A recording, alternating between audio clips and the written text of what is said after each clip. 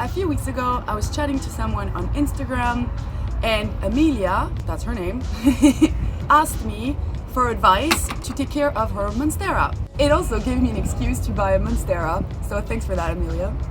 Please help me with my Monstera. It's growing out, not up. I put a moss pole in it to try and help it grow up, and it's still not growing up. It's like just falling out of its pot. It's all leaning to one side, like where the sun is. Yeah, please help me. Amelia's Monstera was wider than it was tall. Can you see that leaves are quite large? However, it seems that the plant can't support its own weight. Amelia did the right thing and bought a moss pole, but it was still being droopy, so she asked Marine the plant machine for advice. Today's video is about how to train your Monstera to grow the way that you want it to grow, whether it's larger or taller. And I will also show you how to help it grow stronger and also more fenestrated. The first step after you've bought a plant is always inspecting it to check whether it needs repotting or it already has signs of any issues or damage. I have not repotted this plant just yet, and there are already a lot of aerial roots growing. This is the base of the plant, so this will always need to be in soil, but these are just dying to attach to something.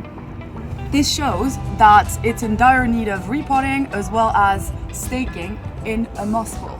It's also looking very top heavy, so I will be repotting it in a slightly larger pot. Don't oversize too much, maybe 2 centimeters wider in diameter. The next step of your inspection will be to take the plant out of its spot so you can figure out what's going on down there. You'll have to loosen the soil a bit first. So, all you want to do is take the plant out of its original pot. I'm struggling here. This is insane.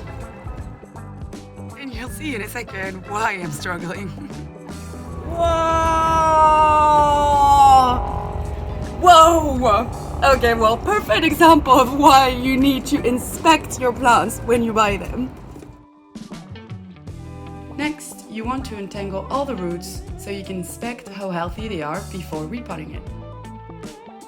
This one was a beast to untangle. Just look at it! You can see how the roots have coiled tightly around the pot. So there we have it. The roots are looking very healthy. We can get to repotting. Well, this big boy is repotted. Disclaimer, this was quite difficult to repot. I'm a seasoned veteran in repotting, and it took me 10-15 minutes, I think a good 15 minutes to repot, just because there's a lot of going on and you want to be careful not to break any of the leaves, obviously. So be patient, it will take a bit of time and it will be a bit of a faff, but your Monstera will thank you for it. Next step will be staking your moss pole into the new pot. You want to find a spot that is in the middle of the plant. Try to be careful not to stake it too hard, otherwise you will be breaking the roots. This is where Amelia got up to. She did everything right up to here. However, you need to help your Monstera by attaching it to the moss pole. To attach the stems to the moss pole, you can use literally anything. A fishing line, some of these, just a piece of string, whatever this is, whatever you can use to tie it on the moss pole. I've decided to use jewelry wire for this purpose, as it's quite sturdy but also really easy to tie in. Use your string or wire to attach the bottom of the stems to the moss pole. This will help your Monstera to save energy, and it will be able to use this energy to grow bigger and more fenestrated leaves. Perfect for Instagram pictures.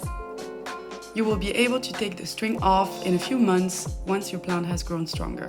I have secured my Monstera as well as I could. I am not perfect. So next step will be to move the leaves around a bit, just to make sure that it is pretty. And so you're just prettifying the whole situation.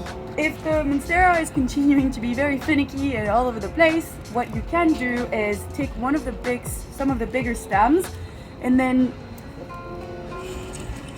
twirl it around the moss ball, as I've done with this one.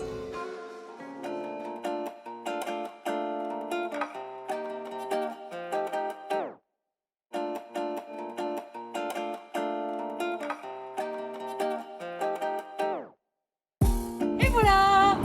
Thanks for watching. This video was dedicated to Amelia, but it really is for all Monstera plant lovers out there. I hope it helps. I don't actually know Amelia. We were just chatting about plants on Instagram, and one day she reached out to me with her Monstera problem. If you have any questions about plants or need a bit of help, wherever you are in the world, you might be in Timbuktu, Thailand, Canada, it doesn't matter. Send me a message on Instagram, a postcard, a pigeon. I just want to be able to help.